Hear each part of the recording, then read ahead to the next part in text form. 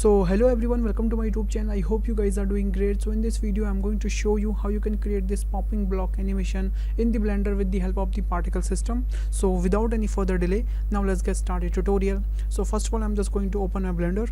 So here you can see guys, this is the same project file. So I'm just going to delete everything, start a new file, something like that. So here you can see guys, here we have a new project file. So I will use this default cube for this animation. So first of all, I'm just going to duplicate this default cube in a 4 times. I'm just going to do Shift D and going to define a direction. Then I will do Shift R for duplicate command, something like that. Then I'm just going to my front view and going to select all 4 cubes. Then I'm just going to keep it a little bit upside on the floor basically. That's look fine. I'm just going to keep it here. Okay, so first of all, I'm just going to add the material on it, basically giving a different color to each box. So for that I have already copied some color code. Here you can see. So I'm just going to add these color code directly, and if you want to use these color codes, so you can use. So I'm just going to do very quickly. So here you can see we have done. So now I'm just going to back my layout section. So here you can see we have a 4 different material, and that's look great to me. So after that, I'm just going to add one plane pressing the Shift A, and make sure I'm just going to enable my screencast so you can easily see which key I'm pressing, by the way, on the left hand side. Then I'm just going to scale this plane little bit upside, something like that. Then I'm just going to apply the scale first of all. Okay, and after that I'm just going to my particle section, and from here I'm just going to add one new particle. Then I will just change this emitter to the here. Okay, so it will look like this. I think that looks fine to me. And after that I will just go to my render section, and from here I will choose my path as a collection. But first of all, I'm just going to move these boxes into a new collection. So I'm just going to select these 4 boxes. Then I'm just going to select the M, and here you will see we have a option is called new collection. I'm just going to click it, and here I will set the name as a blocks, something like that. And I'm just going to do OK. So here you can see now we have a new collection here, and we have a 4 cube under this block option. Then what I'm going to do, I'm going to select this plane again. Then I'm just going to my instance collection, and here I'm just going to select this blocks. So here you can see when we select this blocks, so it's going to scattering all over this plane. So it's not going to scattering according to what we want basically. So first of all, what we have to do, I'm just going to edit mode of this plane and going to subdivide this plane 3 to 4 times, maybe more than 5 times. That's look fine, by the way. Okay, so after that I'm just going to my source option from here, and here is the emit from. I'm just going to change this to the vertices. So here you can see, so now it's going to emit from the each vertices, each boxes. So right now it's look better, but not exactly what we want. So first of all, I'm just going to change this random order also, so it look way better now. But right now here you can see we have some patches in between these blocks. So how we can fill these blocks basically? So for that, what we have to do, I'm just going to here, and here I'm just going to enable my statics option. So from the vertices section, we have to just copy these value to here, the number of particles here. Okay, so I'm just going to copy this same value 1 1 2 1. That's it. And here you can see it look perfectly ordered now. Okay, and if you want to fill these gap in between these blocks, so you can just decrease the length basically, increase the length. So here you can see that's look great. So here you can see we have a perfect cube raw here. So now what I'm going to do basically, I'm just going to my modify section, and from here I will just add one modifier. It's called displace. Okay, then I'm just going to click the new, and after that I'm just going to my texture properties, and from here I will just add one cloud. Okay, so here you can see first of all, I'm just going to increase this size little bit. Okay, and then I'm just going to my strength section.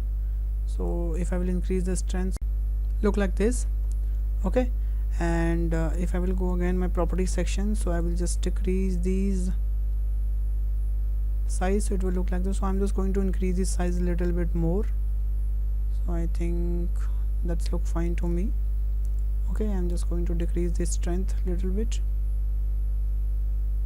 Yeah, okay, but here you can see when I'm going to move these sizes, okay, so it's not going to affect our plane. Basically it's not going to affect our blocks. So the reason behind it, basically, so we have to just move this particle settings under this displays, and after that here you can see it's going to react very nicely. And if I will just decrease little bit, so I think now if I will change the settings from the here, so here you can see when I'm just going to increase this size, so these cube are going to rotating something like that. So the reason behind it, basically we have to just go to our particle settings again, and from the advanced, I have to just click this advanced option. Then we have to just go to the rotations, and from the rotation we have to just change this orientation axis to the none. Okay, and after that if I'm just going to increase the size, so it's going to affect only these blocks according to our cloud map basically. Okay, so I'm just going to keep it little bit down. Yeah, and then I will just going to increase our strength. So here you can see it look like this. Okay, I will set this strength 0.1, and then I'm just going to increase our sizes. I think it should be 2, yeah, maybe 3. Yeah, so here you can see that's going to animate very nicely. Okay, but there is one problem when I will play the animation, so these blocks are not going to move. So what we have to do basically for that, so first of all we have to just add one empty here. Okay, I'm just going to add one plane axis. Okay, and then I'm just going to add one nerve circle as well, and then I'm just going to select the both, and after that I'm just going to hide the everything except those 2 objects. Then I will select my empty, and then I will go to my constraint section, and from the here I will just use the follow path constraint, and then the target object I will select this nerve curve. Okay, and I will just hit the animate path. So what will happen exactly, so that path will animate according to our curve, and that will be help to create a loopable animation as well. But if I will unhide everything, so here you can see right now it's not going to affect to our animation, our blocks basically. So how it will affect, so for that what we have to do, you have to just select your particle section. Okay, then you have to just go to the your modifier section, and from the coordinates you have to change the object. When you change this coordinate as an object, I will select this empty from the here, and here you can see if I will move this empty now, so these blocks are going to move, going to affected according to our empty. Here you can see. So now I'm just going to increase the little bit strength, and I will just increase the little bit yeah, I think that's look fine. So if I will play the animation, so here you can see that's look something like that.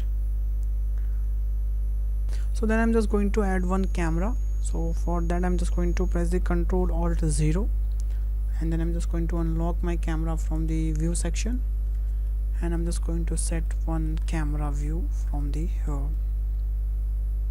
Okay, you can choose any kind of view, whatever view you want to create, and I'm just going to delete this light. Then I'm just going to my rendering mode, and from here I'm just going to change my some rendering settings. So first of all I will just enable my ambient occlusion, then I'm just going to enable my screen reflection, and I'm just going to increase the refraction as well.